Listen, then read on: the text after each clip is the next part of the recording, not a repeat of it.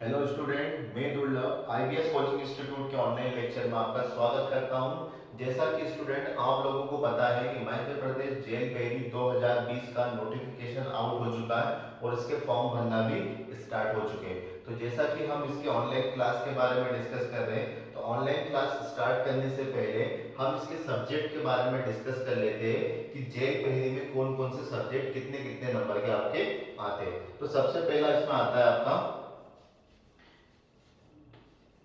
Maths, दूसरा आता है आपका इंग्लिश, तीसरा आता है आपका हिंदी, इसके बाद आता है आपका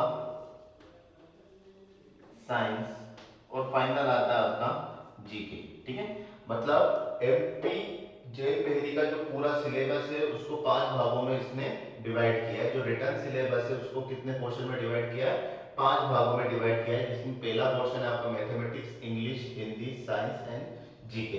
बच्चों नंबर की बात करें तो हर एक टॉपिक से आपको 20-20 नंबर के क्वेश्चन आने वाले हैं।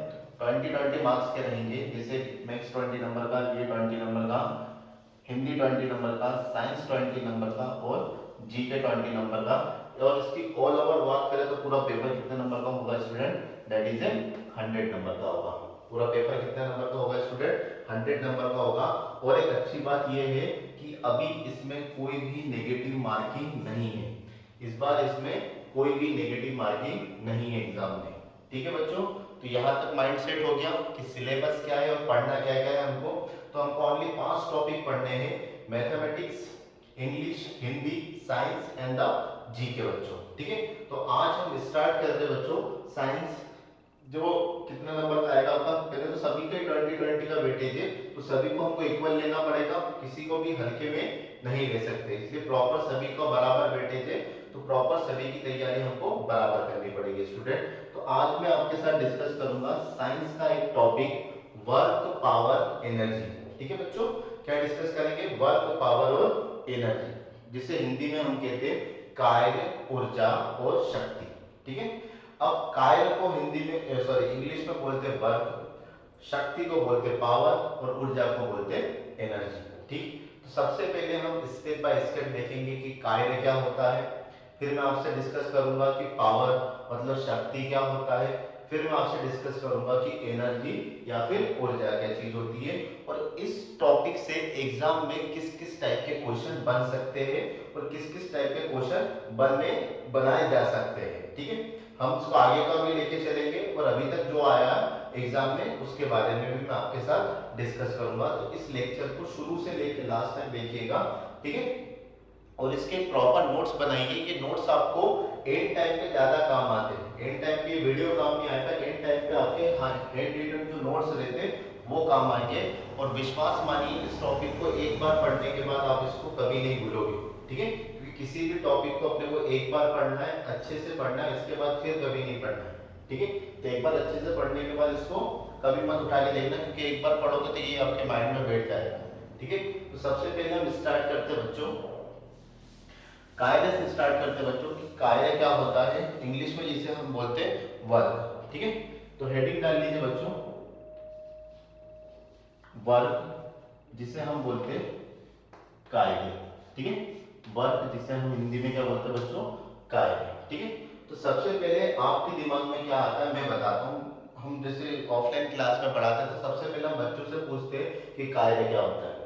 ठीक है, तो बच्चा सबसे पहले जवाब ये देता है कि सर जो भी काम करते हैं वो कार्य होता है, जो भी काम करते हैं वो क्या होता है? कार्य होता है। ठीक है, अब ये कोई प्रॉपर डेफिनेशन नहीं है बच्चों।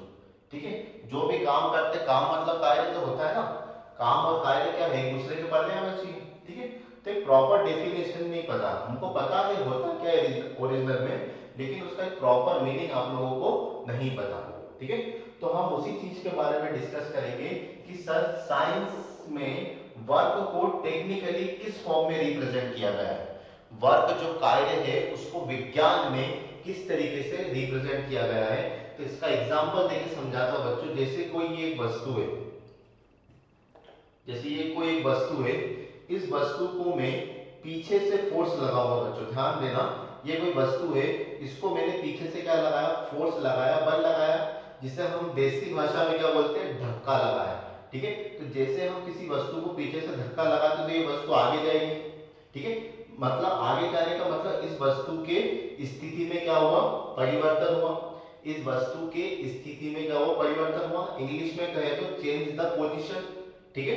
तो जब किसी वस्तु पर बल लगाया जाता है तो उसकी स्थिति में क्या होता है बच्चों, परिवर्तन। जैसे ये इसके पीछे मैंने बल लगाया, ठीक है, तो इसकी स्थिति में क्या हुआ, परिवर्तन हुआ, ठीक है। तो जब किसी वस्तु के पर बल लगाने पर उसकी स्थिति में क्या होता है, परिवर्तन होता है, तो हम कह सकते हैं कि हमने उस वस्तु पर क्या किया है, कार्य किया है। बात समझ में आया? लिखना है तो बच्चों लिखो, मैं बोलता हूं क्या बोला मैंने। जब किसी वस्तु पर बल लगाने पर उसमें यदि स्थिति में परिवर्तन होता है, उसके स्थिति में परिवर्तन होता है, तो हम कह सकते हैं कि हमने उस वस्तु पर कार्य किया है।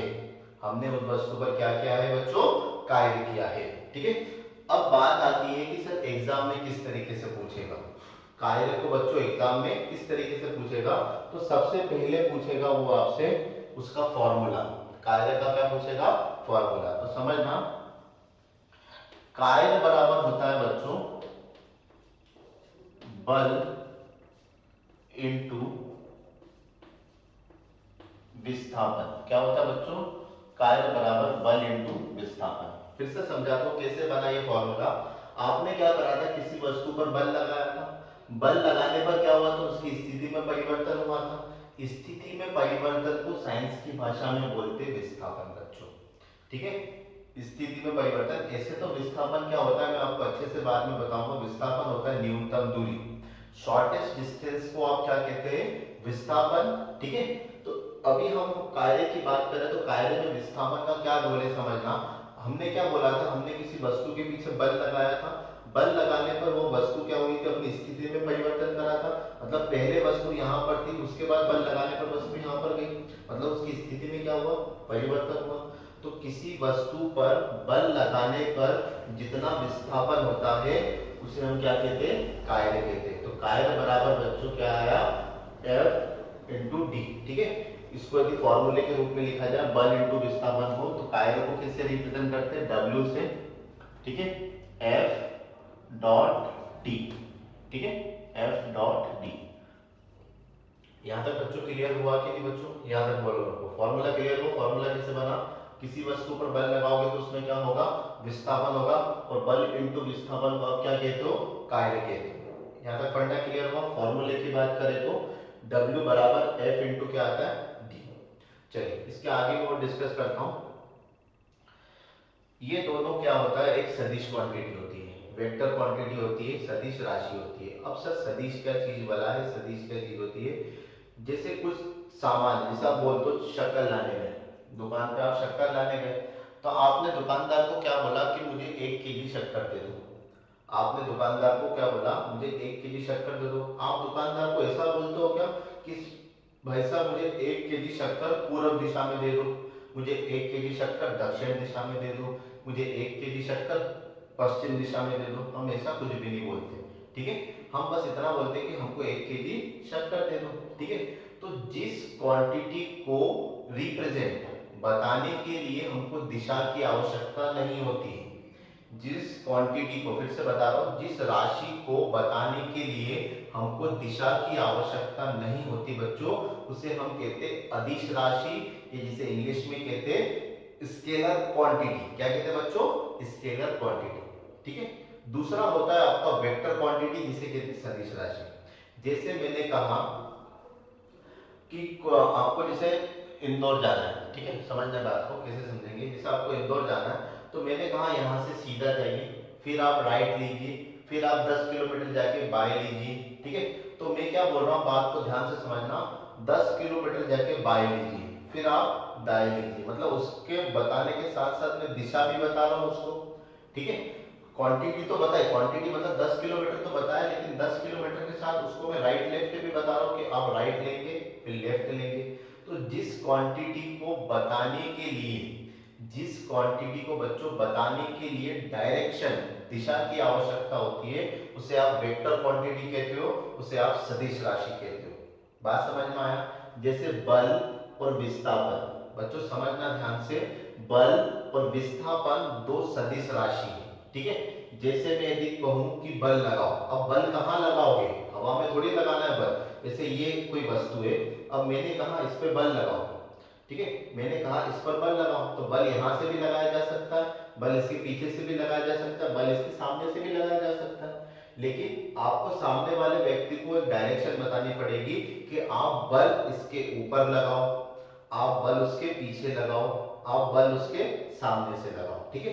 तो आपको बल को बताने के लिए उसको दिशा बताने की जरूरत पड़ी बच्चों, आपको बल को बताने के लिए दिशा बताने की जरूरत पड़ी। तो इसका मतलब बच्चों कि बल क्या है, एक सदिश राशि है, एक वेक्टर क्वांटिटी है, ठीक है। सेम इसी तरीके से विस्थापन, न्यूनतम दूरी को बच्चों क्या कहते हैं, विस्थापन। Shortest distance is called the displacement, shortest distance is called the displacement बच्चों, ठीक है। तो डिस्प्लेसमेंट भी क्या है, विस्थापन भी क्या है, एक सदिश राशि है, ठीक है। यदि मैं आपसे पूछूं कि कार्य सदिश राशि है कि अदिश राशि है बच्चों, यदि मैं आपसे पूछूं कि कार्य सदिश राशि है कि अदिश राशि है, तो आपका दिमाग क्या चलेगा मैं बताता हूं। आप ये बोलोगे कि सर ये फोर्स, ये बल सदिश राशि है, ये विस्थापन भी सदिश राशि, तो ये कार्य भी क्या होगा, सदिश राशि होगा, जो कि बिल्कुल गलत है, जो कि बच्चों बिल्कुल गलत है, ठीक है। ये चीज क्या है, ये एक अदिश राशि है, कार्य क्या है बच्चों, एक अदिश राशि है, ये एक स्केलर क्वांटिटी है। क्यों है, क्योंकि जब हमने पढ़ा है वेक्टर सदिश पढ़ेंगे तब मैं आपको बताऊंगा, ये कार्य है दो सदिश राशियों का अदिश गुणनफल, ठीक है। कोई बच्चा जो समझदार होगा या पहले इस चीज को पढ़ चुका होगा तो उसको पता है कि जब दो वेक्टर का हम डॉट प्रोडक्ट लगाते हैं तो उसमें हमको स्केलर क्वांटिटी मिलती है। कौन सी क्वांटिटी मिलती है, स्केलर क्वांटिटी। इसको शुद्ध देसी भाषा में क्या कहते हैं बच्चों, दो सदिश राशियों का अदिश गुणनफल, ठीक है। दो सदिश का गुणा करोगे तो क्या मिलेगा, अदिश मिलेगा, ठीक है। तो कार्य कौन सी राशि हो गई बच्चों, कार्य एक अदिश राशि है, एक स्केलर क्वांटिटी है, ठीक है बच्चों। यहां तक फंडा क्लियर हुआ, ठीक है। एक एक क्वेश्चन बताते जाता हूं, एग्जाम में कैसे कैसे क्वेश्चन बनते जाएगा। सबसे पहले आपसे पूछेगा कि कार्य का फॉर्मूला क्या होता है, एफ इंटू डी। एफ क्या है, बल, डी क्या है, विस्थापन, ठीक है। उसके बाद पूछेगा कि कार्य कौन सी राशि है, अदिश राशि है कि सदिश राशि है, तो कार्य एक अदिश राशि है बच्चों, ये भी अदिश, क्योंकि दो सदिश का गुणा करोगे तो क्या मिलेगा आपको, अदिश मिलेगा। चलिए, तीसरा आपसे पूछेगा मात्रक बच्चों, क्या पूछेगा, मात्रक, जिसे इंग्लिश में कहते हैं हम यूनिट, ठीक है। इसे इंग्लिश में क्या कहते हैं, यूनिट। अब यूनिट क्या भला होती है बच्चों, मात्रक क्या भला होती है। जैसे आप दुकान में जाके बोलते हो कि मुझे 10 चीनी दे दो, 10 चीनी दे दो। अब 10 चीनी क्या देगा दुकानदार आपको, ठीक है। वो आपसे पूछेगा कि भाई साहब 10 ग्राम चाहिए कि 10 किलोग्राम चाहिए कि 10 क्विंटल चाहिए, ठीक है। मतलब वो आपसे पूछ रहा है कि उसकी यूनिट बताओ, आप उसकी यूनिट बताओ। जैसे हम किसी रिश्तेदार को बोलते हैं कि इंदौर यहाँ से 60 किलोमीटर है, ऐसा थोड़ी बोलते कि इंदौर यहाँ से 60 है, ऐसा नहीं बोलते ना। उसको क्या बोलते हैं कि इंदौर यहाँ से 60 किलोमीटर दूर है, ठीक है। तो आपने जो उस पीछे किलोमीटर लगाया, किलोमीटर क्या हो गई, उसकी यूनिट हो गई, उसकी मात्रक हो गया। बात समझ में आ गया। तो किसी भी भौतिक राशि को बच्चों, किसी भी भौतिक राशि को व्यक्त करने के लिए, किसी भी भौतिक राशि को व्यक्त करने के लिए आपको यूनिट की आवश्यकता होती है, एक मात्रक की आवश्यकता होती है। जैसे मैं अपना एग्जांपल लेते हैं अपन सबका, जैसे आपका नाम समझो, मेरा नाम क्या है, दुर्लभ, ठीक है। तो दुर्लभ, इस संसार में बहुत सारे लोग होंगे, लेकिन मैं प्रॉपर आइडेंटिटी दूं तो दुर्लभ पाल मेरा नाम है। तो दुर्लभ पाल में जो पाल हो गया वो क्या हो गया, मेरा यूनिट हो गया, ये मेरा क्या हो गया, आइडेंटिटी हो गया, ठीक है। तो जैसे आप फिल्टर लगाते तो पहले दुर्लभ सर्च करोगे तो दुर्लभ में बहुत सारे आ जाएंगे, फिर दुर्लभ पाल सर्च करोगे तो कुछ और कम हो जाएंगे, ठीक है। फिर भी यदि कॉमन आ रहा है तो फिर फादर के नेम से हम उसको सर्च करते हैं, ठीक है। तो ऑल ओवर द कंक्लूजन ये है बच्चों, तो किसी भी भौतिक राशि को यदि आपको व्यक्त करना है, ये बताना है, तो आपको क्या बताना पड़ेगा, उसका मात्रक बताना पड़ेगा, ठीक है। तो बच्चों आपको एग्जाम में कौन कौन से मात्रक पूछेगा, आपसे दो मात्रक पूछेगा। एक पूछेगा आपसे एसआई मात्रक क्या होता है इसका, और एक आपसे पूछेगा सीजीएस मात्रक क्या होता है, ठीक है बच्चों। मेनली तीन टाइप के मात्रक होते हैं मार्केट में, ठीक है। तीन टाइप के मात्रक होते हैं। एक होता है आपका सीजीएस, ठीक है। सीजीएस होता है जिसे बोलते हैं सेंटीमीटर ग्राम सेकेंड, ठीक है। ये मैं आपको अलग एक लेक्चर बना के पढ़ाऊंगा यूनिट का, अभी बस थोड़ा सा ध्यान रखिए। सबसे पहली मात्रक पद्धति होती है सीजीएस। सीजीएस का मतलब होता है सेंटीमीटर ग्राम सेकेंड, ठीक है। दूसरी मात्रक पद्धति होती है आपकी एफपीएस। कौन सी पद्धति होती है बच्चों? एफपीएस, जिसे हम बोलते हैं फुट पाउंड सेकेंड। क्या बोलते हैं बच्चों? Foot pound second. तीसरी पद्धति होती है आपका एमकेएस। एमकेएस मतलब metre kilogram second, metre kilogram second, ठीक है। अब एमकेएस को संशोधित करके उसमें कुछ इंप्रूवमेंट करके बनाया गया आपका एसआई पद्धति। क्या बनाया गया आपका? एसआई पद्धति। तो नॉर्मली एग्जाम में क्वेश्चन आता है बस इतना सा कि कोई भी भौतिक राशि, भौतिक राशि मतलब कार्य हो गया, शक्ति हो गया, ऊर्जा हो गया, ये क्या होती है आपकी भौतिक राशि। तो किसी भी भौतिक राशि का आपसे क्या पूछेगा? वो मात्रक पूछेगा। तो मात्रक कौन कौन से पूछेगा? एक तो एसआई मात्रक पूछेगा या फिर सीजीएस मात्रक पूछेगा बच्चों, ठीक है। तो अच्छे से समझना कैसे निकालते हैं मात्रक बच्चों, ध्यान देना। सबसे पहले यहां पर क्या आ रहा है? बल। यहां पर क्या आ रहा है बच्चों? बल। तो कुछ मात्रक आपको याद करने पड़ेंगे बच्चों, उसकी लिस्ट में अपलोड कर दूंगा, ठीक है। तो बल का जो एसआई मात्रक होता है वो होता है बच्चों न्यूटन। बल का जो एसआई मात्रक होता है वो होता है क्या बच्चों? न्यूटन, ठीक है। और विस्थापन का एसआई मात्रक होता है बच्चों मीटर। क्या होता है बच्चों? मीटर। बात समझ में आ गया? फिर से बता रहा हूं, रट्टा मत मानना। कार्य बराबर क्या होता है? बल इंटू विस्थापन। बल का एसआई मात्रक होता है न्यूटन, विस्थापन का एसआई मात्रक होता है मीटर। तो बल का एसआई मात्रक क्या हो गया? Newton metre. बल का एसआई मात्रक क्या हो गया? Newton metre. एक तो ऐसा यूनिट इसकी क्वांटिटी पर रखी जाती है, एक तो ऐसा यूनिट इसकी क्वांटिटी पर रखी जाती है। क्वांटिटी मतलब बल और विस्थापन के बेस पर एक यूनिट बना दिया। और एक जो मात्रक होता है वो साइंटिस्ट के नाम पर रखा जाता है बच्चों। जैसे कायरे की खोज किसने की थी? कायरे की खोज जूल ने की थी। तो इसका एक मात्रक क्या बन जाता है बच्चों? आपका जूल। इसका एक मात्रक क्या बन जाता है बच्चों? जूल। क्यों बन जाता है? क्योंकि उस कायरे की खोज किसने की थी? जूल ने की थी। तो उनको सम्मान देने के लिए उनका एक मात्रक क्या रखा गया? जूल। यहां तक क्लियर है? तो याद हो जाएगा कायरे का एसआई मात्रक क्या होता है? जूल होता है। और यदि जूल नहीं देखे, ये देखे रखे न्यूटन मीटर होता है। सीजीएस की बात करें बच्चों,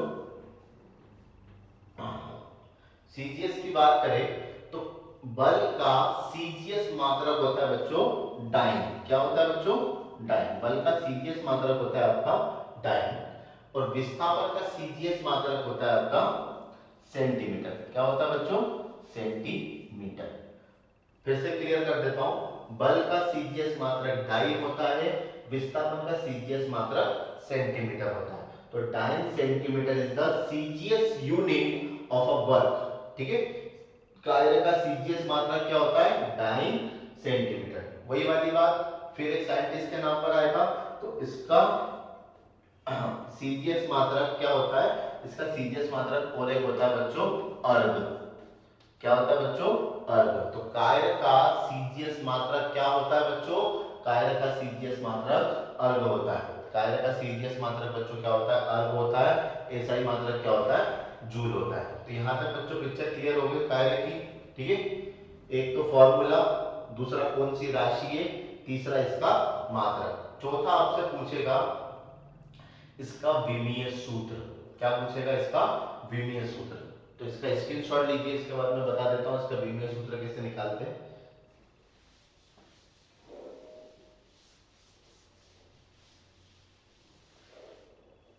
देखिए बच्चों, विमीय सूत्र, कार्य का विमीय सूत्र होता है जिसे अपन बोलते हैं डायमेंशनल फॉर्मूला। इंग्लिश में क्या बोलते हैं इसको?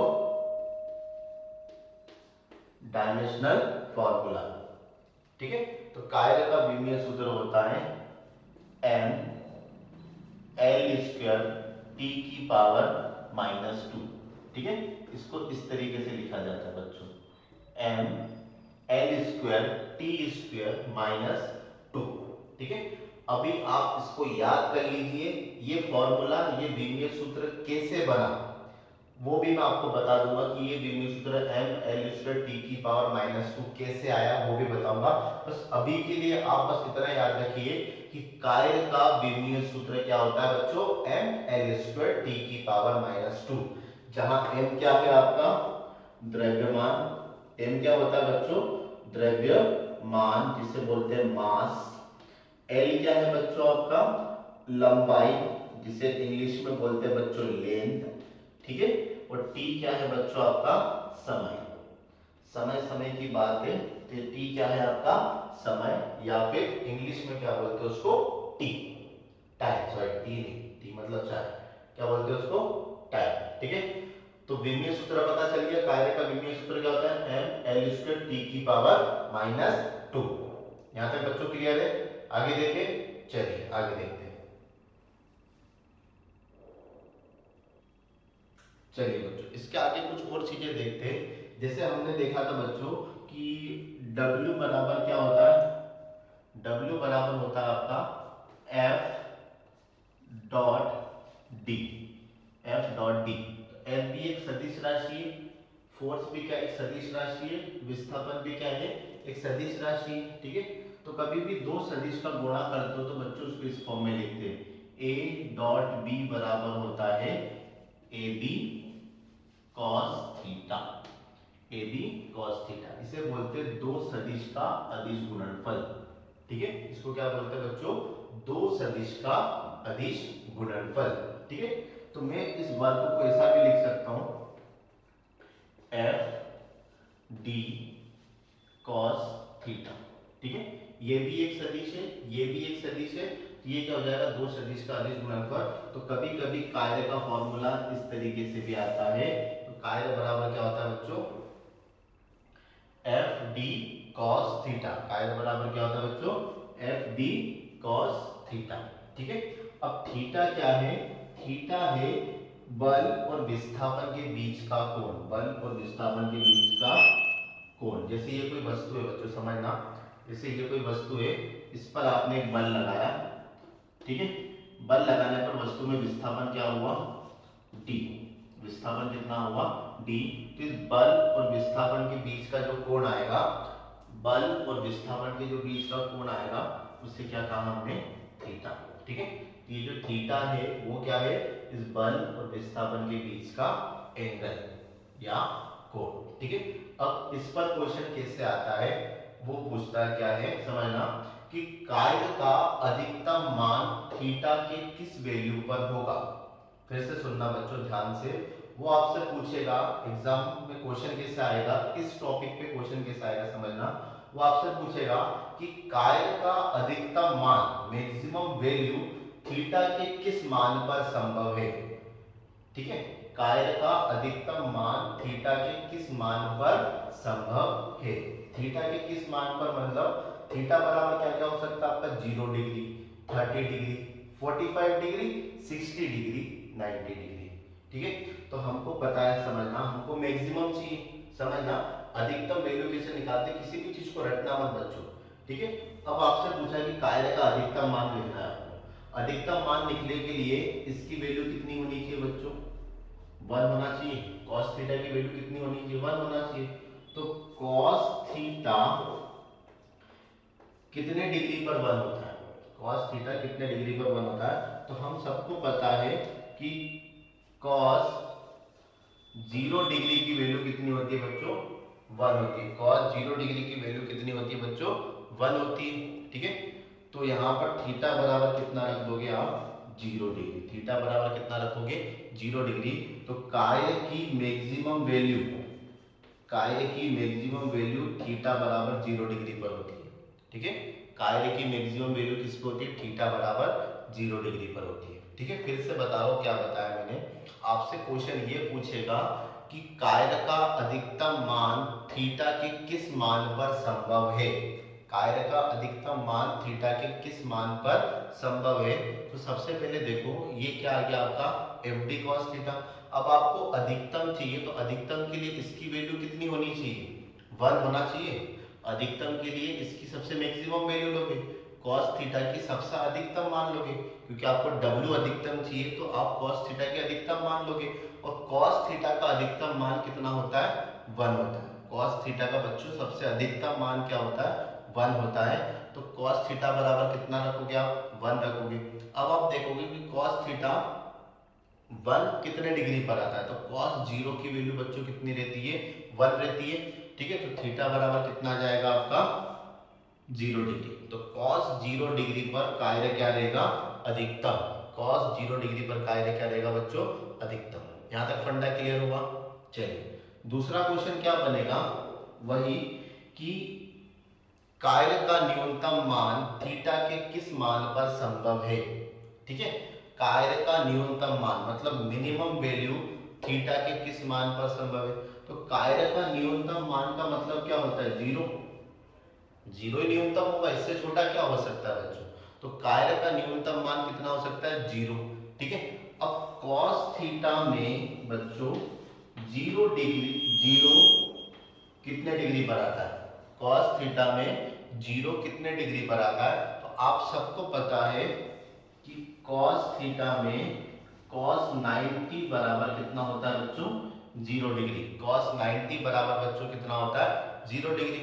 तो यहां से भी थीटा की वैल्यू निकालोगे तो थीटा बराबर कितना आएगा आपका 90 डिग्री। थीटा बराबर बच्चों कितना आएगा आपका 90 डिग्री। ठीक है, तो दो क्वेश्चन यहां से निकल के आया बच्चों कि अधिकतम मान कितने डिग्री पर होता है, 0 डिग्री पर। कार्य का अधिकतम मान कितने डिग्री पर होता है, 0 डिग्री पर। और कार्य का न्यूनतम मान कितने डिग्री पर होता है, 90 डिग्री पर। ठीक है, ये दो क्वेश्चन याद हो जाएंगे बच्चों, रटना मत, फिर से समझा रहा हूं। अधिकतम के लिए यहाँ पर 1 होना जरूरी है और न्यूनतम के लिए 0। तो cos 0 की वैल्यू किस में आती है, 90 डिग्री पर आती है। तो न्यूनतम मान कितने पे संभव है, 90 पे। अधिकतम मान कितने पे संभव है, 0 डिग्री पे। यहाँ तक फंडा क्लियर हुआ। चलिए आगे देखते हैं। चलिए बच्चों आगे देखते हैं, आगे समझते हैं अपन कार्य के प्रकार।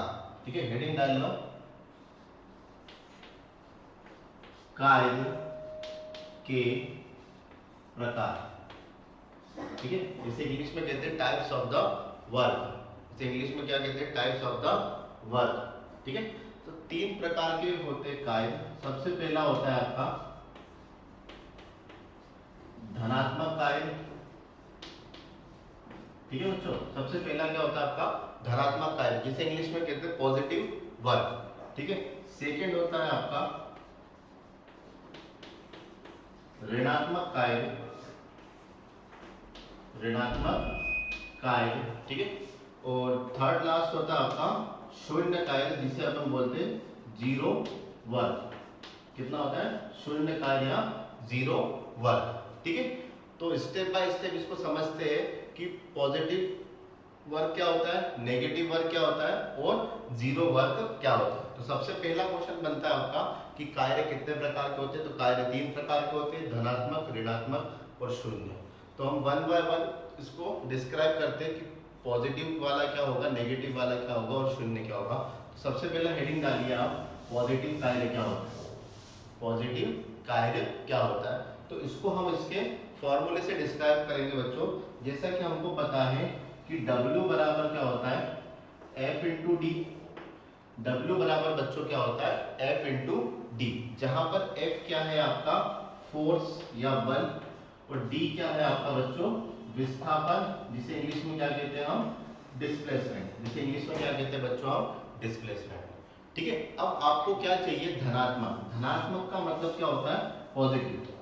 ठीक है, तो दो चीजों का मल्टीप्लाई करोगे तो पॉजिटिव कब आएगा, दो चीजों का मल्टीप्लीकेशन करने पर पॉजिटिव कब आएगा, या तो दोनों चीज क्या होगी आपकी पॉजिटिव होगी, दोनों चीज क्या होगी आपको पॉजिटिव होगी, तभी पॉजिटिव पॉजिटिव का गुणा करोगे तो आपको क्या मिलेगा, पॉजिटिव। या तो दोनों चीजें क्या होगी, नेगेटिव, या तो दोनों चीजें क्या होगी, नेगेटिव, क्योंकि नेगेटिव नेगेटिव का मल्टीप्लाई करोगे तो भी क्या आएगा आपका पॉजिटिव, तो भी क्या आएगा आपका पॉजिटिव। ठीक है, अब इस चीज को हम डेफिनेशन में कैसे बताएं कि सर इसको एक्सप्लेन कैसे करेंगे, इसको एक्सप्लेन कैसे करेंगे। तो समझना, इसको एक्सप्लेन इस तरीके से करेंगे, जब किसी वस्तु पर बल लगाने पर विस्थापन बल की दिशा में ही हो।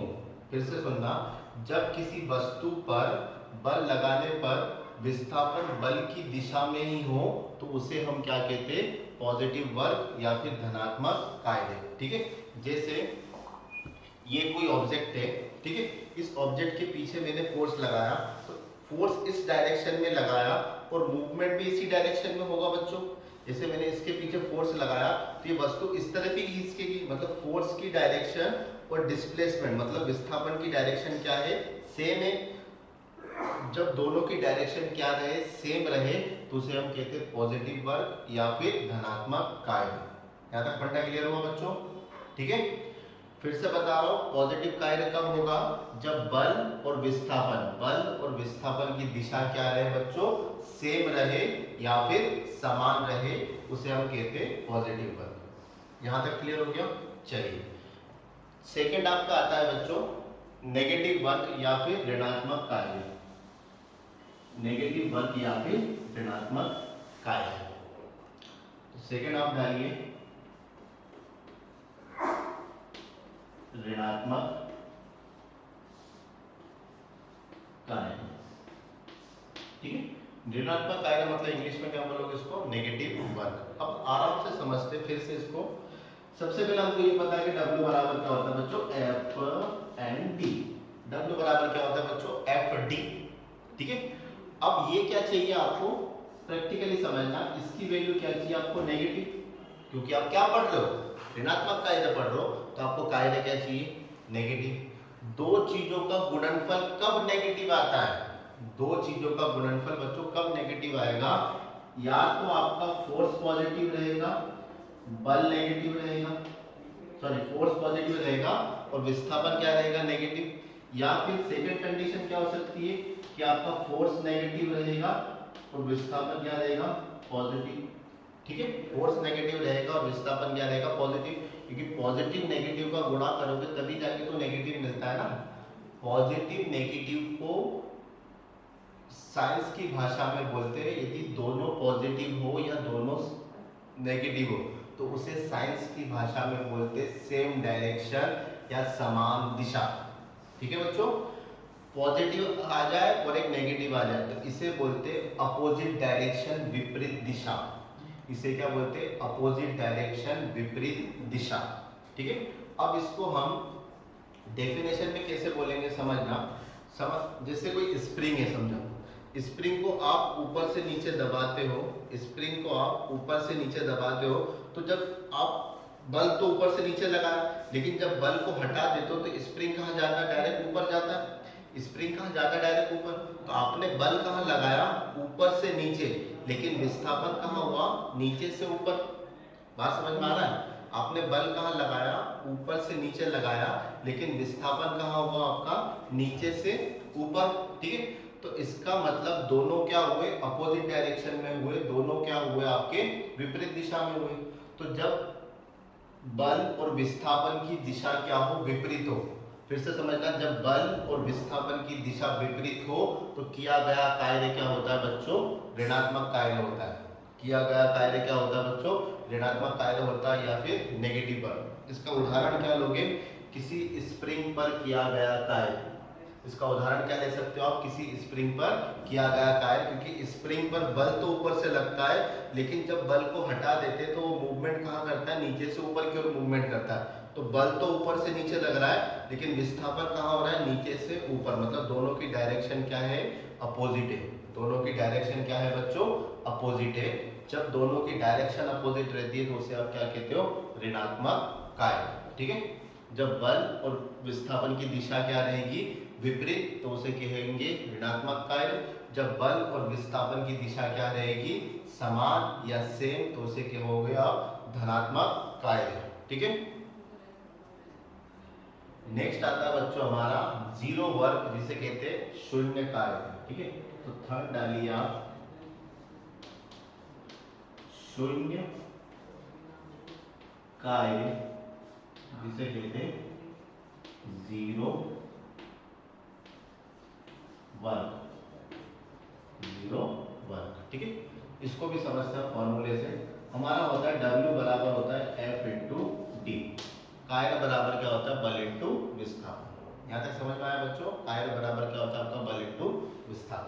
चलिए फिर हम देखते हैं कि इसकी वैल्यू क्या करना है, हमको जीरो करना है बच्चों।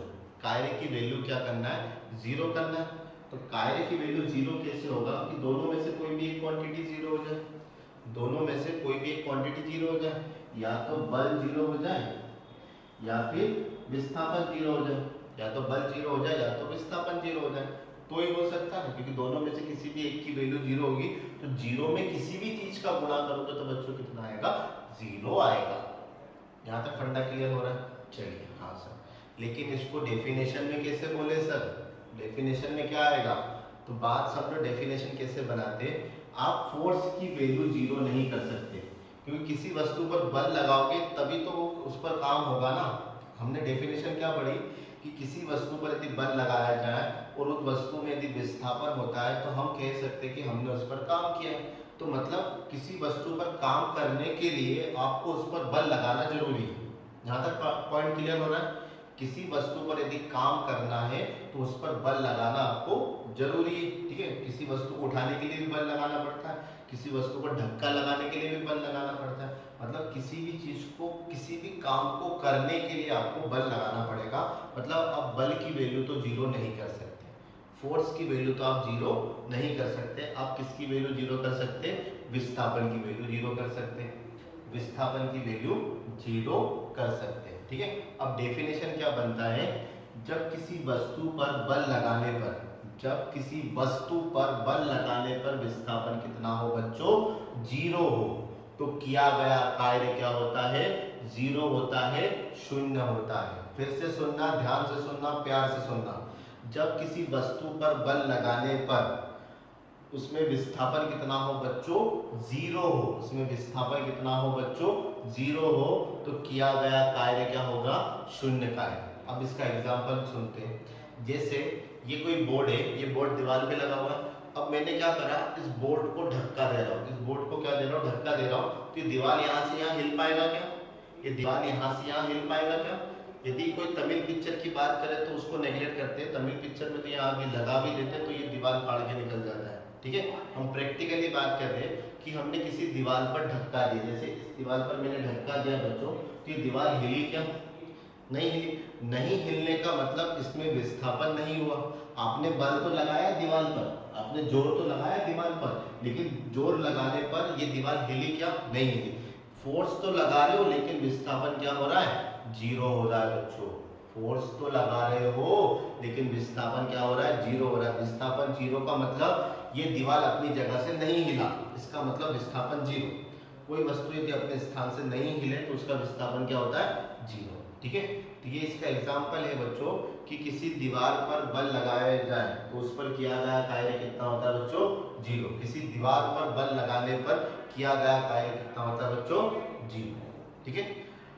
एक फेमस क्वेश्चन एग्जाम में हर बार पूछा जाता है कि किसी कुली द्वारा किया गया कार्य क्या होगा। तीन ऑप्शन देगा बच्चों आपको, तीन ऑप्शन कौन कौन से देगा, किसी कुली द्वारा किया गया कार्य क्या होगा। पहला ऑप्शन देगा शून्य कार्य, दूसरा ऑप्शन देगा आपको पॉजिटिव धनात्मक कार्य, तीसरा ऑप्शन देगा बच्चों आपको ऋणात्मक कार्य, ठीक है।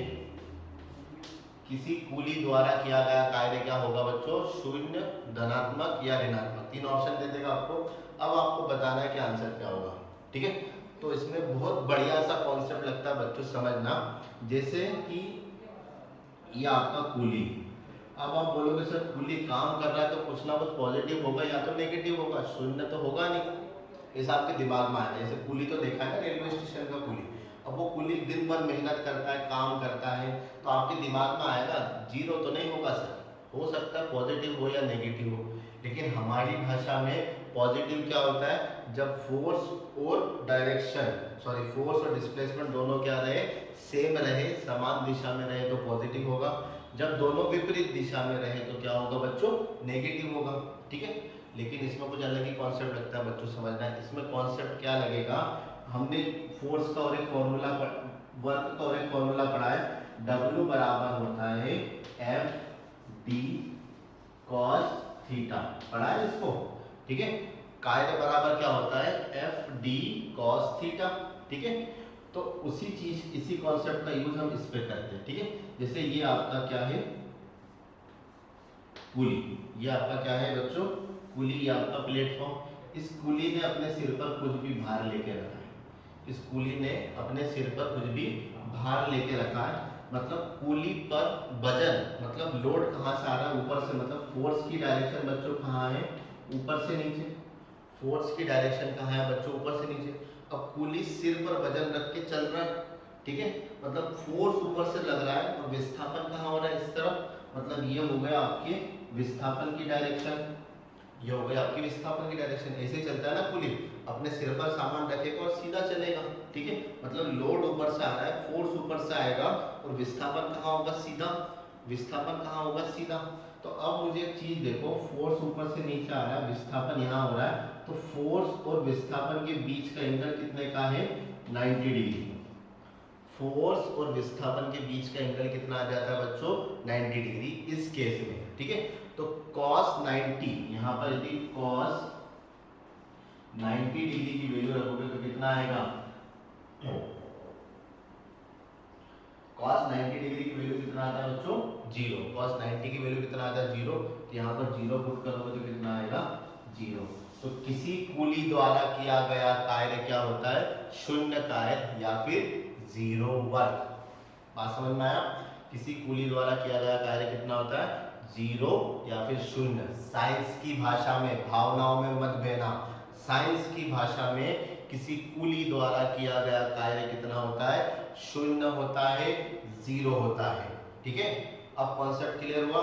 फोर्स ऊपर से लगा, डिस्प्लेसमेंट यहाँ पर हुआ, तो फोर्स और डिस्प्लेसमेंट के बीच का एंगल कितना बना बच्चों, 90। जब यहाँ पर 90 पुट करोगे तो इसकी वैल्यू कितनी आ जाएगी, 0। 0 का मतलब शून्य कार्य, 0 वर्क। यहाँ तक फंडा क्लियर हुआ। तो ये तो खत्म होता है आपका कार्य का टॉपिक, ठीक है। 3 टॉपिक में पढ़ेंगे इसको, पहले वर्क, फिर पावर, फिर एनर्जी, ठीक है। तो ये आपने एक टॉपिक खत्म करा, वर्क, ठीक है। अब हम देखते हैं पावर या फिर शक्ति क्या होती है, ठीक है। चलिए बच्चों, अब हम देखते हैं पावर, शक्ति क्या चीज होती है, ठीक है। वर्क समझ में आ गया, कार्य समझ में आ गया। सेकंड टॉपिक डालिए आप, पावर या फिर शक्ति। पावर या शक्ति क्या चीज होती है, ठीक है। तो इसकी डेफिनेशन बच्चों को पता है, मतलब हम बचपन से पढ़ते हुए आ रहे हैं बच्चों कि कार्य करने की दर को क्या कहते हैं बच्चों, शक्ति कहते हैं, ठीक है। कार्य करने की दर को क्या कहते हैं, शक्ति कहते हैं। The rate of the work is called the power, ठीक है। कार्य करने की क्षमता को ऊर्जा कहते हैं। सुनना बच्चों, दोनों में अंतर है। कार्य करने की क्षमता को ऊर्जा कहते हैं और कार्य करने की दर, कार्य करने की दर को क्या कहते हैं बच्चों, शक्ति कहते, पावर कहते। इंग्लिश में क्या बोलोगे, the rate of the work is called the power. The rate of the work is called the power, ठीक है। तो ये तो हो गया डेफिनेशन। अब बात करते हैं हम कि एग्जाम में क्या पूछेगा। एक तो आपसे डेफिनेशन पूछेगा कि कार्य करने की दर को क्या कहते हैं, तो आप बड़े ही सिंपल तरीके से कहोगे कि कार्य करने की दर को सर शक्ति कहते हैं। अब शक्ति को फॉर्मूले में कैसे निकालोगे समझना। पावर को हम P से रिप्रेजेंट करते हैं। पावर को हम काय से प्रदर्शित करते हैं, P से प्रदर्शित करते हैं। पावर बराबर, शक्ति बराबर होता है बच्चों कार्य बटे समय। कार्य बटे समय। शक्ति बराबर क्या होता है बच्चों, कार्य बटे समय, ठीक है। कभी भी विज्ञान में दर नाम का चीज आ जाए, समझना बच्चों, रेट नाम का चीज आ जाए इंग्लिश में, या फिर हिंदी में दर नाम का वर्ड आ जाए, जैसे यहाँ पर लिखा दर। तो कभी भी विज्ञान में दर नाम का वर्ड आ जाए तो उसका मतलब उसको समय से क्या करना है, भाग करना है। समय से क्या करना है बच्चों सॉरी क्या करना है बच्चों, उसको भाग करना है, ठीक है। तो कार्य करने की दर को क्या कहते हैं बच्चों? शक्ति कहते हैं। ठीक है, कार्य बराबर क्या हो गया? W, और समय बराबर क्या हो गया? T। तो F बराबर हो गया W अपॉन T। F बराबर क्या हो गया बच्चों? W अपॉन में T। ठीक है, ये तो इसका फॉर्मूला हो गया। कार्य बराबर पावर बराबर शक्ति बराबर कार्य बटे समय। चलिए आगे बात करते हैं इसके मात्रक की। ठीक है, तो मात्रक दो तरीके के होते हैं, एक होता है एसआई मात्रक, एक होता है आपका सीजीएस मात्रक। एक होता है आपका एसआई मात्रक, एक होता है सीजीएस मात्रक। सबसे पहले हम बच्चों एसआई मात्रक की बात करते हैं। तो कार्य का एसआई मात्रक क्या होता है बच्चों? कार्य का एसआई मात्रक होता है जूल। कार्य का एसआई मात्रक क्या होता है बच्चों? जूल। ठीक है, कार्य बटे समय, और समय का एसआई मात्रक क्या होता है बच्चों? सेकंड। समय का एसआई मात्रक क्या होता है बच्चों? सेकंड। तो पावर का एसआई मात्रक क्या हो गया? जूल पर सेकंड। ठीक है, क्या होता है? जूल पर सेकंड। ये तो आपने क्वांटिटी के बेस पर रखा, ये तो आपने क्वांटिटी के बेस पर रखा, लेकिन एक मात्रक किसी भी साइंटिस्ट के नाम पर रखा जाता है। जैसे हमने देखा था कि कार्य की खोज किसने की थी? जूल ने की थी, इसलिए कार्य का एसआई मात्रक क्या था बच्चों? जूल था। ठीक ठीक उसी तरीके से शक्ति या फिर पावर की खोज किसने की थी? James Watt. किसने की थी?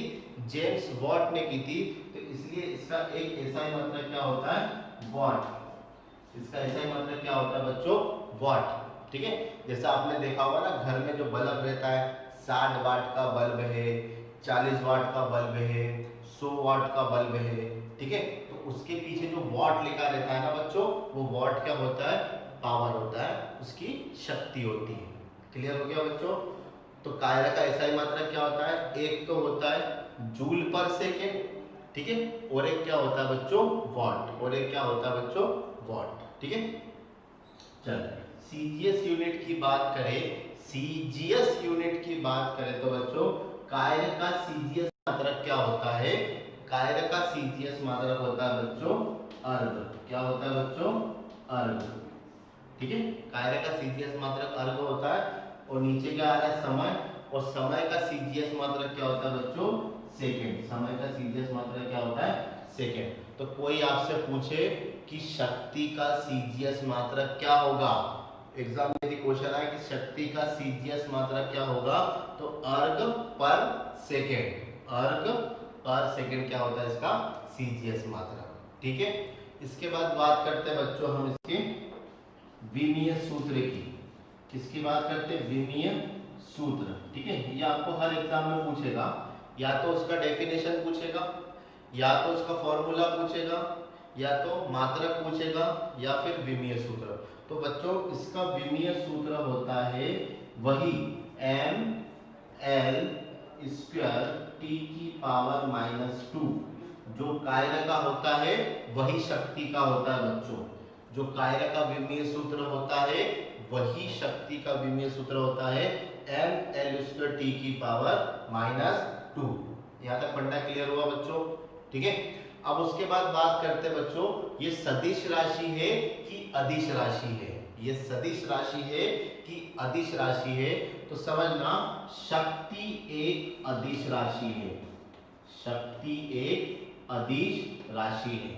आप ऐसा थोड़ी बोलते हो कि 60 वाट का बल्ब पूरब में दे दो, 100 वाट का बल्ब दक्षिण में दे दो, ऐसा नहीं बोलते ना। हम बस इतना बोलते कि भैया 60 वाट का बल्ब दे दो या 100 वाट का बल्ब दे दो। ऐसा थोड़ी बोलेंगे कि 60 वाट का बल्ब भैया हमको दक्षिण में चाहिए, 60 वाट का बल्ब हमको उत्तर में चाहिए। ठीक है, तो ऐसा नहीं बोलते।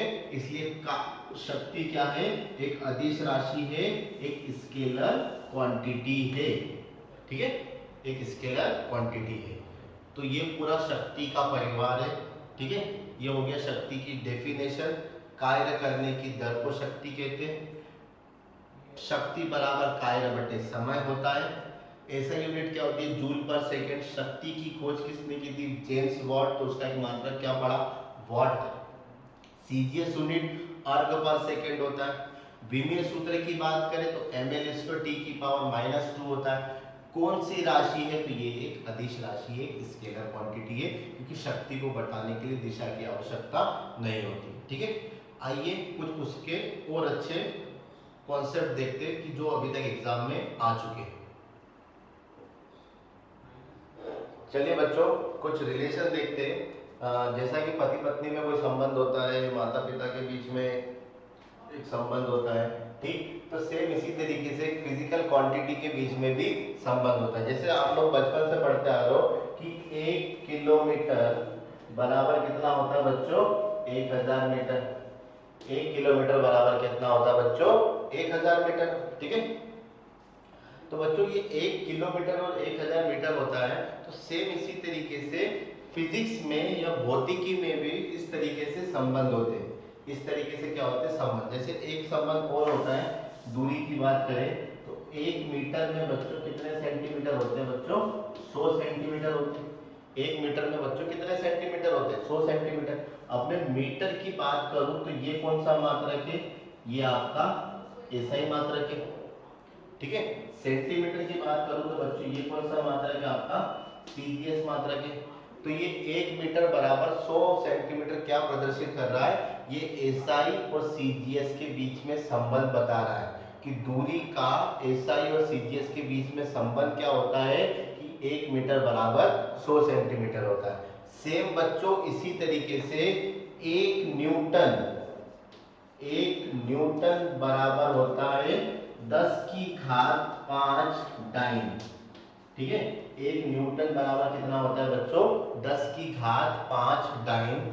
न्यूटन क्या है, एक एसआई मात्रक है, ठीक है बच्चों, और डाइन क्या है, एक सीजीएस मात्रक है। किसका, बल का, किसका, बल का। बल का एसआई मात्रक क्या होता है, न्यूटन, और बल का सीजीएस मात्रक क्या होता है, डाइन। तो बल का एसआई और सीजीएस में संबंध क्या होता है कि 1 न्यूटन बराबर होता है 10 की घात 5 10 टू द पावर 5 डाइन, ठीक है। ये रिलेशन एग्जाम में एज इट इज पूछा जाता है, ठीक है। एक रिलेशन और एक आता है इस चैप्टर में कि 1 जूल, बच्चों 1 जूल, अब जूल कौन सा मात्रक है, जूल कार्य का एसआई मात्रक है बच्चों। जूल किसका मात्रक है, जूल कार्य का एसआई मात्रक है। तो 1 जूल बराबर होता है 10 की घात 7 अर्ग। कितना होता है बच्चों, 10 की घात 7 अर्ग, ठीक है। तो ये हो गया आपका कार्य का एसआई और सीजीएस में संबंध, ये बल का एसआई और सीजीएस में संबंध। इसको एज इट इज घोट लेना, क्योंकि ये एज इट इज ही एग्जाम में आते हैं कि 1 न्यूटन बराबर 10 की घात 5 डाइन और 1 जूल बराबर 10 की घात 7 अर्ग। क्लियर हो गया बच्चों। तो ये होता है आपका शक्ति, ये पोर्शन कौन सा होता है आपका, शक्ति। अब हम डिस्कस करते हैं एनर्जी के बारे में, जिसे हिंदी भाषा में बोला जाता है ऊर्जा। ऊर्जा क्या होती है, चलिए हम देखते हैं। चलिए बच्चों अब हम डिस्कस करते हैं बच्चों, ऊर्जा क्या चीज होती है, एनर्जी क्या चीज होती है। तो हेडिंग डालो बच्चों, ऊर्जा, जिसे इंग्लिश भाषा में कहते हैं आप एनर्जी, ठीक है बच्चों, एनर्जी। ओके बच्चों, चलो समझते क्या चीज होती है। जैसे बचपन से पता कि कार्य करने की क्षमता को क्या कहते हैं बच्चों, ऊर्जा।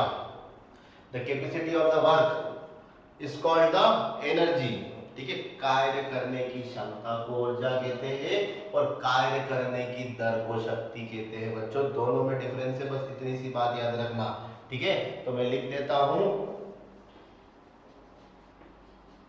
Capacity of work, capacity of work is called the energy. अब कैपेसिटी क्या बता होती है बच्चों, समझना।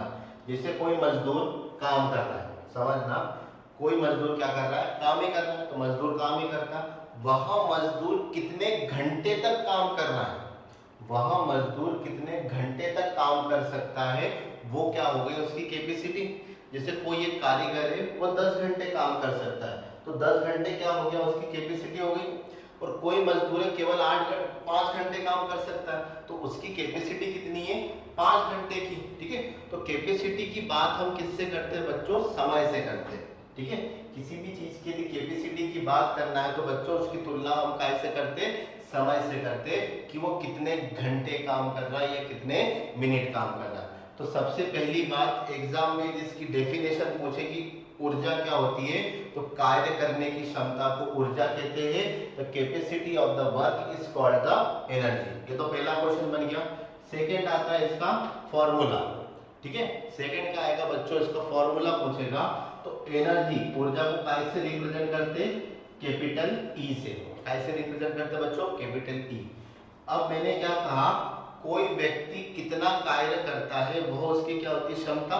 तो एनर्जी बराबर होता है पावर इनटू समय, ठीक है। क्या होता है, पावर इनटू समय। समय मतलब टाइम। बात क्लियर हो गई बच्चों। एनर्जी बराबर, ऊर्जा बराबर क्या होगा, शक्ति इनटू समय, ठीक है। अब तीसरी बात आती है मात्रक की। किसकी बात आती है बच्चों, मात्रक की, ठीक है। मात्रक में भी दो मात्रक पढ़ते हैं हम। एक होता है इसका एसआई मात्रक, एक होता है सीजीएस मात्रक, जो एग्जाम में अधिकतर पूछा जाता है। दो ही मात्रक पूछे जाते हैं, एक एसआई मात्रक पूछा जाता है, एक सीजीएस मात्रक पूछा जाता है। अब एसआई मात्रक की बात करें बच्चों तो समझना, पावर का एसआई मात्रक क्या होता है, शक्ति का एसआई मात्रक क्या होता है आपका वॉट। शक्ति का एसआई मात्रक क्या होता है वॉट। और समय का एसआई मात्रक क्या होता है बच्चों, सेकंड। समय का एसआई मात्रक कितना होता है बच्चों, सेकंड, ठीक है। तो जो ऊर्जा है उसका एसआई मात्रक क्या हो गया, वॉट सेकंड। जो ऊर्जा है उसका एसआई मात्रक क्या हो गया, वॉट सेकंड। एक तो आपने क्वांटिटी के बेस पर रख लिया, एक आपको साइंटिस्ट के ऊपर रखना पड़ता है। एक आपको साइंटिस्ट के ऊपर रखना पड़ता है कि ऊर्जा की खोज किसने की थी। तो ऊर्जा की खोज भी आपकी जूल ने की थी। तो इसका एक एसआई मात्रक क्या हो जाएगा बच्चों, जूल, ठीक है। कार्य का एसआई मात्रक भी जूल होता है और ऊर्जा का एसआई मात्रक भी जूल होता है। ऐसा क्यों होता है, क्योंकि कार्य और ऊर्जा की खोज किस भाई साहब ने की थी, तो कार्य और ऊर्जा की खोज इस जूल ने की थी बच्चों, ठीक है। तो जूल भाई साहब को सम्मान देने के लिए कार्य और ऊर्जा का एसआई मात्रक क्या रखा आपने, जूल, ठीक है। और यदि हम क्वांटिटी की बात करें, फॉर्मूले की बात करें, तो कार्य का ऊर्जा का एसआई मात्रक क्या होता है, वॉट सेकेंड। क्या होता है बच्चों, वॉट सेकेंड। यहां तक फंडा क्लियर हो गया बच्चों। चलो अब सीजीएस की बात करें, तो सीजीएस की बात करें तो सीजीएस में पावर बराबर क्या होता है, कार्य बटे समय। कार्य बटे समय। तो कार्य का क्या हो गया, कार्य का एसआई मात्रक क्या होता है अर्घ, और समय का क्या हो गया बच्चों, सेकेंड। समय का क्या होता है सेकेंड। ये तो आपने पावर लिख दिया, ठीक है। एक समय यहां पर भी रखा है, तो समय का एसआई मात्रक क्या होता है सेकंड, ठीक है। इस सेकंड से ये सेकंड कैंसिल हो जाएगा, बचेगा क्या आपका अर्घ भाई साहब। कितना बचेगा अर्घ भाई साहब, ठीक है। तो कार्य नहीं, ऊर्जा का भी एसआई मात्रक अर्घ होता है। ऊर्जा का भी एसआई मात्रक क्या होता है बच्चों, अर्घ होता है। मतलब एनर्जी का एसआई मात्रक क्या होता है, अर्घ होता है। कैसे आया फिर से बता रहा हूं, एनर्जी बराबर होता है पावर इनटू टाइम। पावर का सीजीएस मात्रक क्या होता है अर्घ बटे सेकंड। शक्ति बराबर होता है कार्य बटे समय। तो कार्य का एसआई मात्रक अर्घ और समय का एसआई सीजीएस मात्रक, कार्य का सीजीएस मात्रक अर्घ और समय का सीजीएस मात्रक सेकंड। और यहाँ पर भी समय है तो इसका भी सीजीएस मात्रक सेकंड। तो सेकंड से सेकंड कैंसिल हो जाएगा, तो बचेगा क्या आपका अर्घ। यहाँ तक फंडा क्लियर हो गया, ठीक है। इसके बाद क्या पूछेगा कि ये कौन सी राशि है, ऊर्जा एक कौन सी राशि है, सदिश राशि है कि अदिश राशि है। तो भाई साहब ऊर्जा एक अदिश, कौन सी, अदिश राशि है बच्चों, स्केलर क्वांटिटी है। याद होगा कार्य ऊर्जा शक्ति तीनों एक अदिश राशि होती है। बात ध्यान रखना, कार्य ऊर्जा शक्ति तीनों क्या होती है, अदिश राशि होती है। यहाँ तक क्लियर हो गया। चलिए इसके बाद इसके विमीय सूत्र की बात करें, तो विमीय सूत्र क्या होता है, जो कार्य का होता है वही इसका विमीय सूत्र होता है एम एल स्क्वायर टी की power -2। M L square T की पावर -2 मतलब कार्य ऊर्जा शक्ति का भी विमीय सूत्र क्या होता है एम एल स्क्वायर टी की पावर -2। तो तीनों में गौर करने वाली बात क्या है, तीनों का विमीय सूत्र समान होता है और तीनों समान राशि के होते हैं। समान राशि मतलब तीनों अदिश राशि होते हैं। यहाँ तक फंडा क्लियर हुआ कि नहीं हुआ? ठीक है, चलिए आगे देखते हैं। चलिए बच्चों आगे देखते हैं। अब हम देखते हैं ऊर्जा के प्रकार, टाइप्स ऑफ द एनर्जी। ठीक है, ऊर्जा के प्रकार, टाइप्स ऑफ द एनर्जी। तो ऊर्जा बच्चों बहुत प्रकार की होती है। ठीक है, जैसे विद्युत ऊर्जा, ठीक है, जैसे आप बोलते हैं ना इलेक्ट्रिसिटी करंट, तो उसे हम कहते हैं विद्युत ऊर्जा। ठीक है, एक होती है यांत्रिक ऊर्जा जिसे हम कहते हैं मैकेनिकल एनर्जी, जिसे हम क्या कहते हैं मैकेनिकल एनर्जी। तीसरा होता है आपका केमिकल एनर्जी जिसे बोलते हैं रासायनिक ऊर्जा। क्या बोलते हैं? रासायनिक ऊर्जा। चौथा होता है आपका प्रकाश ऊर्जा जिसे हम बोलते हैं लाइट एनर्जी, जिसे हम क्या बोलते हैं लाइट एनर्जी। एक होता है आपका ध्वनि ऊर्जा जिसे बोलते हैं हम साउंड एनर्जी। ठीक है, तो ऊर्जा के बहुत रूप होते हैं। किस किस फॉर्म में ऊर्जा होती है, किस किस फॉर्म में एनर्जी होती है? एक तो विद्युत के फॉर्म में, ठीक है, तो जिसे हम बोलते हैं विद्युत ऊर्जा, जैसे आपकी लाइट। दूसरा होता है यांत्रिक ऊर्जा। यांत्रिक ऊर्जा का मतलब क्या होता है? किसी भी वस्तु को अपने हाथों से घुमाना या किसी भी वस्तु को अपने द्वारा काम किया जाए, किसी भी वस्तु पर अपने द्वारा काम किया जाए तो उसे हम क्या कहते हैं? यांत्रिक। यांत्रिक का इंग्लिश मतलब होता है मैकेनिकल। मैकेनिकल का मतलब होता है किसी व्यक्ति द्वारा किसी वस्तु पर किया गया कार्य और जिस कारण से ऊर्जा उत्पन्न हो उसे क्या कहते हैं? यांत्रिक ऊर्जा। ठीक है, यांत्रिक का मतलब समझ जाओगे, फोर्स, जिसे हम बोलते हैं बल। किसी चीज पर बल लगाओगे तो उस पर जो एनर्जी उत्पन्न होगी वो क्या होगी? आपकी यांत्रिक ऊर्जा। ठीक है, थर्ड होता है आपका रासायनिक ऊर्जा। थर्ड क्या होता है आपका? रासायनिक ऊर्जा, जिसे इंग्लिश में क्या कहते हैं आप? Chemical energy. जिसे इंग्लिश में क्या कहते हैं आप? Chemical energy. अब इसका एग्जांपल क्या है समझना। जैसे मोमबत्ती को आप जलाते हो तो मोमबत्ती पिघलती है। ठीक है, मोमबत्ती को जलाते हो तो मोमबत्ती पिघलती है। मोमबत्ती एक ठोस चीज है, वो क्या बन गया? धीरे धीरे लिक्विड फॉर्म बन गया, मतलब उसके अंदर कुछ रासायनिक क्रिया हुई, उसके अंदर कुछ रासायनिक क्रिया हुई, तो उसे आप क्या बोलोगे? रासायनिक ऊर्जा। मोमबत्ती का पिघलना क्या है? एक रासायनिक ऊर्जा। ठीक है, चलिए चौथा आता है बच्चों प्रकाश ऊर्जा। क्या आता है बच्चों? प्रकाश ऊर्जा। मतलब सूर्य की जितनी भी ऊर्जा होती है ना बच्चों, सूर्य की जितनी भी ऊर्जा होती है बच्चों, उसको क्या कहते हैं हम? प्रकाश ऊर्जा। बात समझ में आई? सूर्य की जितनी भी ऊर्जा होती है उसको हम प्रकाश ऊर्जा कहते हैं, या जिसे बोलते हैं लाइट। जैसे कोई भी बल्ब जलता है तो उसे भी आप क्या कह सकते हो? प्रकाश ऊर्जा या लाइट एनर्जी। क्लियर हो गया? तो ऐसे बहुत प्रकार के ऊर्जाएं होती है, लेकिन हमको जो जिससे काम पड़ेगा हम वही चीज पढ़ते हैं। एक तो विद्युत ऊर्जा आपको पता होनी चाहिए क्या होती है? करंट या इलेक्ट्रिसिटी। यांत्रिक ऊर्जा पता होना चाहिए, फोर्स, बल, जिसपे भी बल लगे वो कौन सा होता है? यांत्रिक ऊर्जा। रासायनिक ऊर्जा मतलब उसके अंदर कोई भी रासायनिक अभिक्रिया हो, केमिकल रिएक्शन हो। प्रकाश ऊर्जा, ठीक है। और एक बच्चों आता है इसमें ध्वनि ऊर्जा। ध्वनि ऊर्जा जिसे हम इंग्लिश में कहते हैं साउंड एनर्जी, जिसे हम इंग्लिश में क्या कहते हैं बच्चों? Sound energy. ठीक है, चलिए अब ये सब आप सब क्यों पढ़ा रहे हो? ये सब किस काम के आएंगे? ठीक है, तो इन सब के ऊपर एक टॉपिक बनता है ऊर्जा संरक्षण का नियम। ठीक है, इन सब टॉपिक पर एक टॉपिक बन के आता है। क्या टॉपिक बनेगा? ऊर्जा संरक्षण का नियम, energy conservation law. Energy conservation law. तो क्या होता है एनर्जी कंजर्वेशन लॉ? समझते बच्चों, आइए चलिए बच्चों समझते हैं ऊर्जा संरक्षण का नियम। ऊर्जा संरक्षण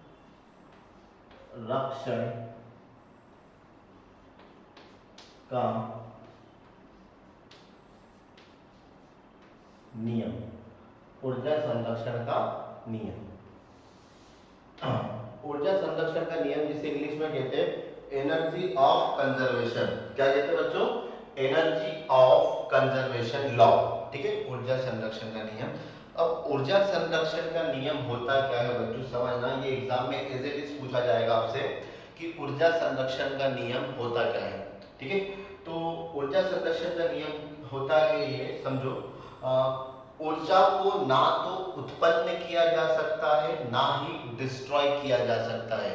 फिर से सुनना बच्चों ये डायलॉग, ऊर्जा को ना तो उत्पन्न किया जा सकता है ना ही नष्ट किया जा सकता है, उसे ही हम क्या कहते हैं, ऊर्जा का संरक्षण। संरक्षण का मतलब होता है बच्चों बचाना, ऊर्जा को बचाना। तो ऊर्जा को ना तो आप उत्पन्न कर सकते हो ना ही उसको नष्ट कर सकते हो, ऊर्जा को केवल एक रूप से दूसरे रूप में परिवर्तित किया जा सकता है। ऊर्जा को केवल एक रूप से दूसरे रूप में परिवर्तित किया जा सकता है, इसे ही क्या कहते हैं, ऊर्जा संरक्षण का नियम। ठीक है, इंग्लिश में क्या कहते हैं, energy can not be created और not be destroyed, it can only convert from one form to another form. Clear है, मतलब ऊर्जा को ना तो उत्पन्न किया जाएगा ना ही नष्ट किया जाएगा, उसको बस एक रूप से दूसरे रूप में परिवर्तित किया जा सकता है, और इसी को क्या कहते हैं बच्चों, ऊर्जा संरक्षण का नियम, एनर्जी कंजर्वेशन लॉ। इसको समझते हैं बच्चों एग्जांपल से। ठीक है, जैसे आपके घर की जो मोटर है, ठीक है, तो मोटर को क्या करते हो आप, आपके घर की जो मोटर है बच्चों, समझना, मोटर क्या करता है, मोटर को आप इलेक्ट्रिसिटी से जोड़ते हो तो मोटर घूमने लगता है। ध्यान से सुनना, मोटर को चालू कैसे करते हो, मोटर का वायर आपने इलेक्ट्रिसिटी बोर्ड पे लगाया तो आपका मोटर घूमने लगेगा। ठीक है, तो मोटर ने क्या करा, इलेक्ट्रिसिटी मतलब विद्युत ऊर्जा लिया, और घूमना मतलब उसके ऊपर बल लगा होगा तभी घूमा। और मैंने कहा था बल की बात आ जाए तो कौन सी ऊर्जा आती है बच्चों, यांत्रिक ऊर्जा आती है। ठीक है, तो भैया मोटर कर क्या रहा है, मोटर विद्युत ऊर्जा को यांत्रिक ऊर्जा में बदल रहा है। Motor convert the electrical energy into the mechanical energy. ठीक है, मोटर क्या करता है, इलेक्ट्रिकल एनर्जी मतलब विद्युत ऊर्जा को मैकेनिकल एनर्जी मतलब यांत्रिक ऊर्जा में परिवर्तित करता है। तो आपने ऊर्जा को उत्पन्न करा क्या, नहीं करा। आपने ऊर्जा को नष्ट करा क्या, नहीं करा। आपने उसको एक रूप से दूसरे रूप में, एक रूप कौन सा था उसका, विद्युत ऊर्जा, दूसरा रूप कौन सा था उसका, यांत्रिक ऊर्जा। तो आपने उसको विद्युत ऊर्जा से यांत्रिक ऊर्जा में बदल दिया। तो आप बस यही कर सकते हो कि एक रूप से दूसरे रूप में बदल सकते हो, ना तो उसको उत्पन्न कर सकते हो ना तो उसको नष्ट कर सकते हो। ठीक है, तो मोटर क्या करता है बच्चों, विद्युत ऊर्जा को यांत्रिक ऊर्जा में, लिखते जाना मेरे साथ साथ जो जो बोल रहा हूं। डायनेमो, डायनेमो जिसे बोलते हैं जनरेटर। ठीक है, जनरेटर देखा ना शादी ब्याह में। ठीक है, तो जनरेटर चालू कैसे करते हैं बच्चों, जनरेटर हाथ से घुमा के चालू करा जाता है। हाथ से घुमाने का मतलब क्या हो गया, उसके ऊपर आपने बल लगाया। हाथ से घुमाने का मतलब क्या हो गया, आपने उस पर क्या लगाया बच्चों, बल लगाया। बल का मतलब यांत्रिक ऊर्जा, शुरू में बताते हुए आ रहा हूं, बल का मतलब क्या होता है बच्चों, यांत्रिक ऊर्जा। और जैसे जनरेटर चालू होता है तो आपके घर की लाइट जल जाती है, आपके घर की लाइट जल जाती है मतलब इलेक्ट्रिसिटी आ जाती है। इलेक्ट्रिसिटी आ जाने का मतलब विद्युत ऊर्जा में परिवर्तित हो गया। तो जनरेटर या डायनेमो क्या करता है बच्चों, यांत्रिक ऊर्जा को विद्युत ऊर्जा में परिवर्तित करता है। बात समझ में आया बच्चों, यांत्रिक ऊर्जा को विद्युत ऊर्जा में परिवर्तित करता है कौन, डायनेमो या फिर जनरेटर। और एक एग्जांपल समझते, मोमबत्ती देखा है, देखा ही होगा, हैप्पी बर्थडे वाला मोमबत्ती रहता है ना, या फिर लाइट जलने वाले के बाद मोमबत्ती, वो वाली मोमबत्ती है। ठीक है, अब मोमबत्ती क्या करता है, मोमबत्ती को जब आप जलाते हो तो मोमबत्ती पिघलती है, मोमबत्ती पिघलती है। पिघलने का मतलब उसके अंदर कुछ ना कुछ रासायनिक प्रक्रिया हुई, उसके अंदर कुछ ना कुछ क्या हुआ, केमिकल रिएक्शन हुआ, रासायनिक प्रक्रिया हुई। और मोमबत्ती किस काम आती है, उजाला देने के काम आती है। ठीक है, और उजाले का मतलब क्या होता है, लाइट। लाइट का मतलब प्रकाश, प्रकाश का मतलब प्रकाश ऊर्जा। तो भाई साहब मोमबत्ती ने क्या करा, मोमबत्ती ने रासायनिक ऊर्जा को प्रकाश ऊर्जा में बदल दिया। बात समझ में आया, मोमबत्ती ने क्या करा, रासायनिक ऊर्जा मतलब खुद तो पिघली, और उजाले में क्या दिया हमको, प्रकाश। तो रासायनिक ऊर्जा को प्रकाश ऊर्जा में कौन बदलता है, मोमबत्ती। ठीक है। और एक एग्जांपल समझते बच्चों, लाउड स्पीकर। ठीक है, सबके घर में होगा स्पीकर, या फिर शादी ब्याह में आपने देखा होगा लाउड स्पीकर। ठीक है, अब लाउड स्पीकर कैसे चलता है, लाउड स्पीकर को आप अपने घर के इलेक्ट्रिसिटी बोर्ड पे लगाते हो, हाँ या ना, लगाते। ठीक, उसके बाद उसमें से क्या आती है बच्चों, आवाज आती है, आवाज आती है। ठीक है, इसी चीज को हम साइंस की भाषा में क्या बोलेंगे, इलेक्ट्रिसिटी के बोर्ड में लगाया।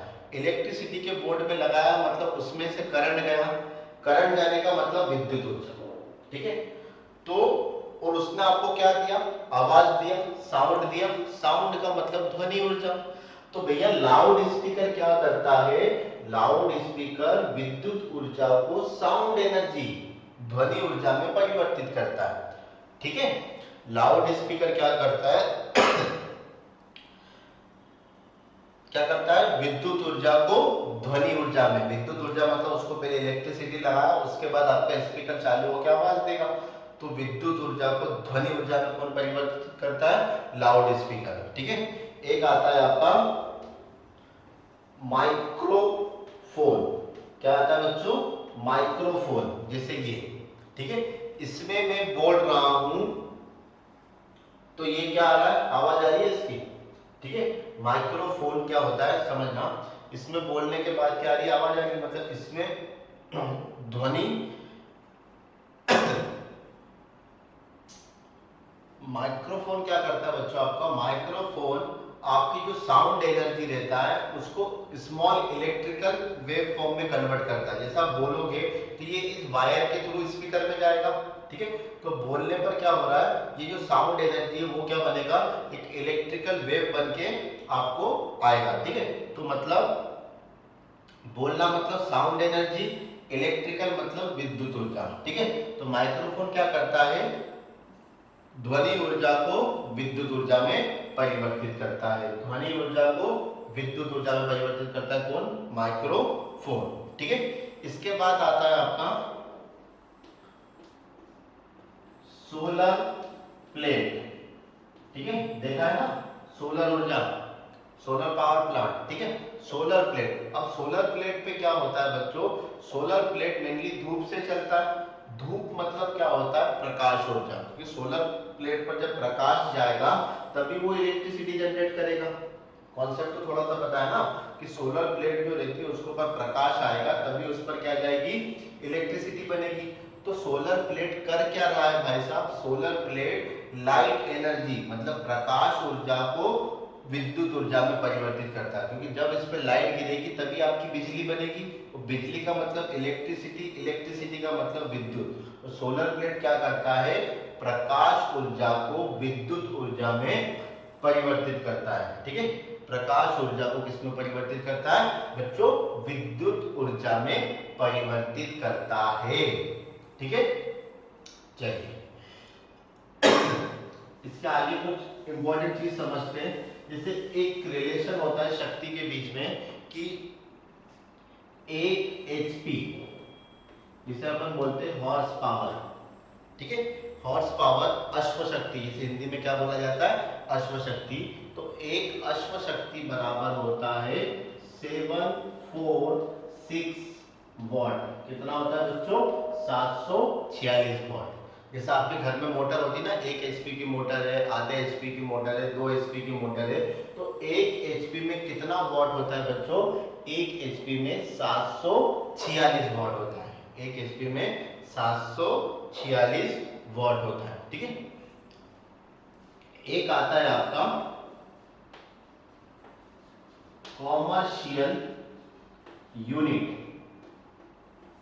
ठीक है, कॉमर्शियल यूनिट क्या होती है, कॉमर्शियल यूनिट क्या होती है, जैसे आपके घर का बिल जो आता है, सुनना बच्चों, घर का जो बिल आता है वो यूनिट के हिसाब से आता है। आप बोलते हो ना 1 यूनिट बिल आया, 2 यूनिट बिल आया, 5 यूनिट बिल आया, 10 यूनिट बिल आया। ठीक है, वो यूनिट क्या चीज होती है, वो यूनिट क्या चीज होती है, वो यूनिट होती है आपकी, जैसे 1 यूनिट बराबर होता है 1 किलो वॉट आवर। ठीक है, 1 किलो वॉट आवर। एक यूनिट बराबर कितना होता है बच्चों, 1 किलोवाट आवर, ठीक है, जिसे बोला जाता है मीटर रीडिंग। जैसे मीटर रीडिंग आती है ना आपका, कितना मीटर की रीडिंग आई, 1 यूनिट आया कि 2 यूनिट, तो 1 यूनिट का मतलब 1 किलोवाट आवर, 1 किलोवाट आवर। अब आपका घर का बिल किस तरीके से आता है वो भी समझो, आपका घर का बिल किस तरीके से आता है वो भी समझो। जैसे आपके घर में 1000 वाट की कोई मशीन है, ठीक है, समझना बच्चों, किससे आएगा आपका घर का बिल, किस तरीके से डिसाइड होता है वो जानो आज, ठीक है। आपके घर में 1000 वाट की कोई मशीन है, ये 1000 वाट की मशीन 1 घंटे तक चलती है, ठीक है, 1000 वाट की कोई मशीन है, वो 1000 वाट की मशीन 1 घंटे तक चलती है। तो यदि मैं एनर्जी पूछूं आपसे, ऊर्जा पूछूं, तो ऊर्जा बराबर क्या होता है, P into T, P into T, जहां P क्या है बच्चों आपका पावर, और T क्या है बच्चों आपका समय।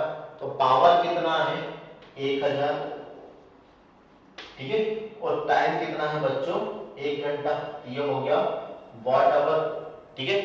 अब इस एक 3 जीरो को हटा के मैं किलो लिख सकता हूं, इस 3 जीरो को हटा के मैं किलो लिख सकता हूं, क्योंकि 1 किलो बराबर क्या होता है 10 की घात 3, 1 किलो बराबर क्या होता है 10 की घात 3, मतलब इस 3 जीरो को हटा के मैं किलो लिख सकता हूं। तो इसको क्या क्या लिखूंगा मैं, 1 kilowatt hour, 1 kilowatt hour, ठीक है। नहीं दिख रहा है इसमें, इधर देख लेते हैं, इस 000 को हटा के मैं क्या लिखूंगा, क्या लिखूंगा 1 kilowatt hour, 1 kilowatt hour, ठीक है। और 1 किलो वाट आवर क्या होता है बच्चों आपका 1 यूनिट, 1 किलो वाट आवर क्या होता है 1 यूनिट। तो आपसे पहला क्वेश्चन क्या पूछेगा कि यूनिट या किलो वाट आवर किसका मात्रक है, तो यूनिट और किलो वाट आवर आपका ऊर्जा का मात्रक है, ठीक है बच्चों। यूनिट या किलो वाट आवर किसका मात्रक होता है, ऊर्जा का मात्रक होता है, क्लियर है। चलिए अब 1 यूनिट का मतलब क्या समझ में आया, कि जब 1000 वाट की मशीन, जब 1000 वाट की मशीन 1 घंटे तक चलती है, जब 1000 वाट की मशीन 1 घंटे तक चलती है, तब आपका घर का बिल कितना आता है बच्चों, 1 यूनिट बिल आता है। बात समझ में आया, 1000 वाट की मशीन 1 घंटे तक चले तब आपका घर का बिल कितना आएगा 1 यूनिट। और यूनिट या किलो वाट आवर किसका मात्रक होता है, ऊर्जा का मात्रक होता है, ठीक है। तो बच्चों ये होता है आपका वर्क पावर एनर्जी, मतलब कार्य ऊर्जा शक्ति का बेसिक घटक, ठीक है। इसके नेक्स्ट लेक्चर में हम अभी तक एग्जाम में इस टॉपिक से कौन कौन से क्वेश्चन आ चुके उसके बारे में डिस्कस करेंगे, ठीक है। इसके नेक्स्ट लेक्चर में वर्क एनर्जी और पावर के कौन कौन से क्वेश्चन आए उसके बारे में डिस्कस करेंगे, ठीक है। तो तब तक के लिए इस लेक्चर को एंजॉय करिए, लाइक करें, सब्सक्राइब करें, घर पे रहिए, सुरक्षित रहिए, हैप्पी रहिए, ओके, थैंक यू।